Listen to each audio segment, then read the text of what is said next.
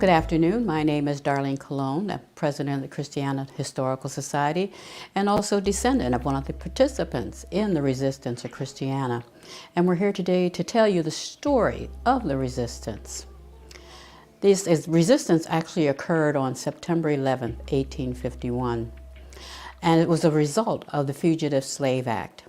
So here in Christiana was a safe haven for those freedom seekers. They came here because they could find work here. They found they could actually get paid for their work, have a family, and actually have a life of peace. Unfortunately, here in Christiana, we had a group of men called the Gap Gang. And sadly, they were known for stealing horses, cows, chickens, whatever they could get their hands on. But they found that they could make much more money by stealing people. They began by kidnapping anyone they saw working alone in the fields, any blacks, that they could sell south and make much more money. They had a gentleman in their group called William Paget, who was more or less used as a scout. He would walk through the area in the guise of a tinker, looking for work and looking for new faces in the area. When he saw a new face, he would report back to the Gap Gang, and they would proceed to plan to kidnap this person and then sell them south, in Maryland most likely. We had a gentleman here in Christiana by the name of William Parker, himself at one time a freedom seeker. But once he got here and worked and had his family, he vowed by his own right arm that he would assist anyone who wanted their freedom to maintain their freedom. When he heard of what the Gap Gang was doing, he created his own group. They found the way that the Gap Gang took to Maryland, where they did their selling, and they would lay in wait for these as they came through. They would ambush the Gap Gang, and then they would take back that person they had kidnapped. This created quite a rivalry within these two groups, but William Parker was able to help these people maintain their freedom. And it was through William Paget that they found there were 4 men here in Christiana from the Gorsuch plantation in Baltimore County. Mr. Paget sent word to Mr. Gorsuch that his men were here and that he would assist him in retrieving his property. Mr. Gorsuch used the Fugitive Slave Act, which said as long as he had proper documentation, he could come into a free state and retrieve what he deemed to be his property. So he got his documentation. He brought his son, his nephew, and a few others and went to Philadelphia to the magistrate's office to get the proper documentation, allowing him to come to Christiana. But what they didn't know while they were in the office making plans, there was a man there working. He was an agent for a man named William Still. William Still was known as the father of the Underground Railroad. This gentleman stopped his work. Well, he didn't actually stop. He slowed down what he was doing so he could hear all of their plans. Once he got all the information, he went directly to Mr. Still and told him what he'd heard. William Still told him to get to Christiana and warn them what was coming. He did so. He got on the next train to Christiana, but was a little dismayed because he turned around and saw the Gorsuch party on the same train. He was worried about how he could get word to them before they actually came upon them. Luckily for him, they stopped at Penningtonville. They got off thinking that it would be better for them to sneak up on them and not just arrive on the train. This gave this gentleman time to get to Mr. Parker's house where these gentlemen were staying and warn them what was coming. So, on the morning of September 11th, 1851, at 4 a.m., Mr. Gorsuch made his approach to the Parker home. I think he was forgetting that this was farming country, and at 4 a.m. they are most likely up already, so he did not actually sneak up on them. They were aware of his arrival. He made his approach to the Parker house, and Mr. Parker, his wife, her sister, and her sister's husband, along with these gentlemen Mr. Gorsuch was looking for, had barricaded themselves up in the 2nd floor. Mr. Gorsuch made his announcement and demanded his property. Mr. Parker yelled out, "If it's property you want, please go to the barn. There's horses, cows, chickens. You may take whatever you want because that's property." Well, this angered Mr. Gorsuch. He actually stepped inside the doorway of Mr. Parker's home. Mr. Parker came halfway down the steps, and Mr. Gorsuch demanded his property. Mr. Parker said, "If it's property you want, look around. There's tables, there's chairs. You may take what you want." Well, this really incensed Mr. Gorsuch, and at this point, he started quoting Bible verses to substantiate his view on slavery. He wasn't aware the man he was speaking to was known as the preacher. So for every verse Mr. Gorsuch threw out, Mr. Parker countered. This went on for several minutes before someone in Mr. Gorsuch's party got a little antsy, got a little nervous, and fired off a shot, just missing Mr. Parker. Mr. Parker retreated upstairs. His wife Eliza ran up to the attic and started blowing a fish horn. That was their alarm in the valley that there was danger and that they needed help. She started blowing the horn. Those gentlemen in Mr. Gorsuch's party started shooting at her, but she just got down lower and kept blowing. In the meantime, a few miles up the road at Flour Mill, there were these Quaker gentlemen, Mr. Kastner Hanway, Elijah Lewis, and Joe Scarlett. They heard all the melee going on down there, so they decided to come and see what was going on. Mr. Kastner Hanway was the first to arrive on horseback, and he was met by a federal marshal. His name was Henry Klein. Mr. Klein tried to deputize these gentlemen using the Fugitive Slave Act, which said you could not refuse to assist in the capture of a runaway slave. Mr. Hanway refused. It was at this point that Mr. Hanway looked about and he saw coming through the cornfields men with rifles and pitchforks and other implements. And he looked at the federal marshal and said, "I suggest you leave because these gentlemen are willing to fight to the death for their freedom."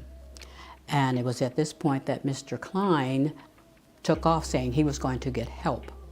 I don't know that he ever came back.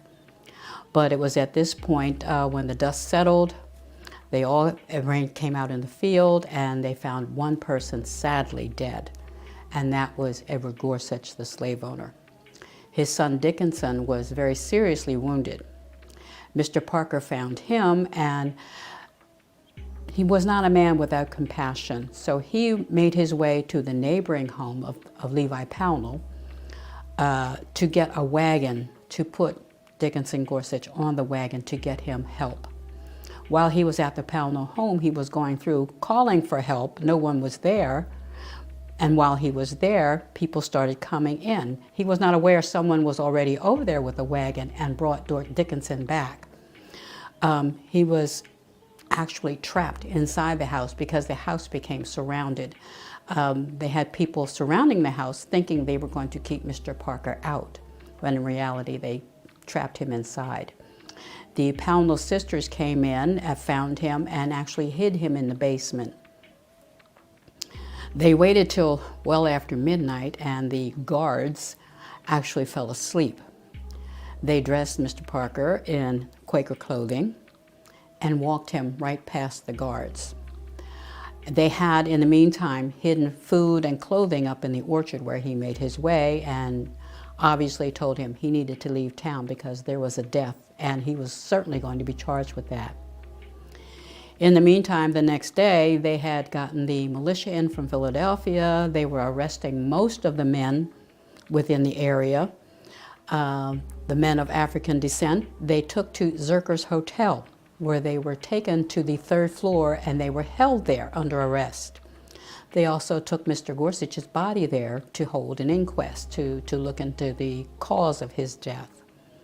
At that time, the rail station went directly in front of Zerker's Hotel.